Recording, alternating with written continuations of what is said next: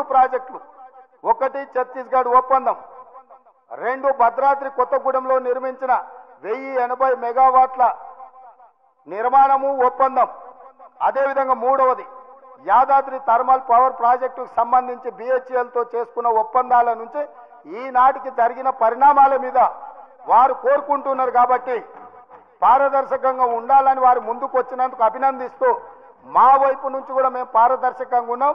తమరి అనుమతితోని జ్యుడిషియల్ ఎంక్వైరీకి ఈ మూడు ప్రాజెక్టుల్లో మేము రెఫర్ చేస్తున్నాము. దీనికి కావలసిన మిగతా కార్యాచరణ మా శాఖ మంత్రి గారు, ఉప ముఖ్యమంత్రి గారు దీన్ని నెక్స్ట్ ప్రొసీడింగ్స్ ఏమి ఇవ్వాలి, ఏ రకంగా ముందుకెళ్లాలనో దీని మీద దృష్టి పెడతామని తెలియజేస్తున్నా అధ్యక్ష. అదేవిధంగా మేము విద్యుత్ సామర్థ్యాన్ని పెంచినామని పదే పదే తెలంగాణ రాష్ట్రం వచ్చినాడు 7,778 మెగావాట్లు ఉండే ఈరోజు 19,475 మెగావాట్లు మేము సాధించినామని చెప్తుండే అధ్యక్ష. ప్రభుత్వ రంగంలో వీళ్ళు సాధించింది గుండుసున్న కొత్తది. ఎందుకు అని అంటే ఇక్కడ సోలార్ చూడండి అధ్యక్ష, ఈ పేజ్ నెంబర్ 7లో ఆనాడు 74 మెగావాట్లు ఉంటే ఈరోజు 5,600 మెగావాట్లు వచ్చింది. ఇది గవర్నమెంట్ సంస్థ నిర్మించింది కాదు, ఒకటే ఒక మెగావాట్ గవర్నమెంట్ నిర్మించింది ఈ 10 ఏళ్లలో. ఇవన్నీ ప్రైవేటు సంస్థలకు ఆనాటి ప్రభుత్వం టెండర్లు పిలిచి ఆనాటి ప్రభుత్వం ఒప్పందాలు చేస్తే వీళ్ళందరూ ప్రైవేట్లో వీళ్ళు నిర్మించుకున్నది. అదేవిధంగా కేంద్ర ప్రభుత్వం నుంచి వచ్చింది ఆనాడు 1873 మెగావాట్లు ఉంటే ఈరోజు 186.76 మెగావాట్లు ఉన్నది అధ్యక్ష.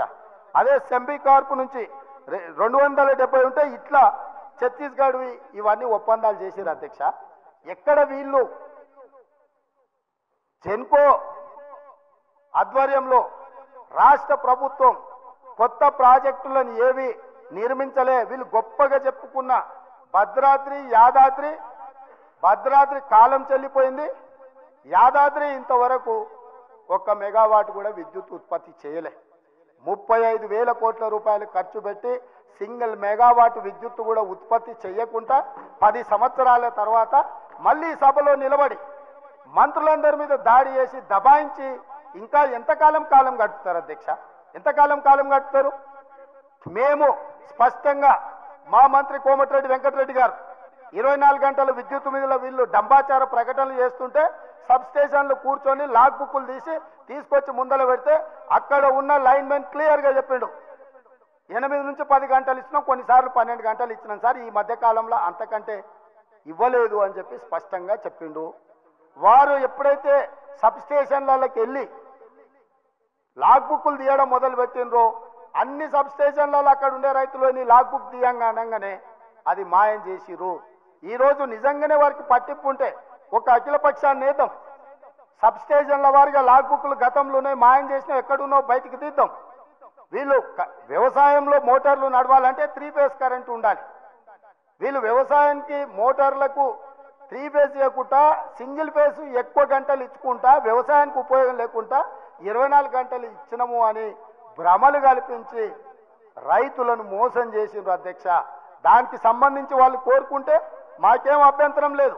అఖిల పక్షాన్ని నిజ నిర్ధారణ కమిటీ కింద ఏతం ఆ పార్టీ ఆ మంత్రి గారిని కూడా ఇందులో భాగస్వామిని చేయండి. మిగతా పార్టీల పక్షాలు కూడా ఉన్నాయి, వాస్తవాలు చేద్దాం. నిజంగానే ఒకవేళ వాళ్ళు గొప్పగా ఇచ్చుంటే మాకేం అభ్యంతరం లేదు అధ్యక్ష. వాళ్ళ ఒకవేళ ఇచ్చుంటే ఇచ్చిందని చెప్తాము. ఈ రికార్డు ఏది మేము తయారు చేసింది కాదు కదా, వాస్తవాలు సంబంధిత శాఖ అధికారులు నివేదిక తయారు చేసిరు, మా మంత్రి గారు సభలో పెట్టిండ్రు. మా మంత్రి గారు అందరినీ చర్చించడానికి అవకాశం ఇచ్చిండ్రు. అందరు చర్చించిన దాని మీద వారి సూచనలు బాగుంటే అవి తీసుకుంటామని కూడా చెప్పినాం. ఇప్పుడు వాళ్ళు ఒక మంచి సూచన చేసిరు, మీరు జ్యుడిషియల్ ఎంక్వైరీ చేయండి, మేము సిద్ధంగా ఉన్నాం.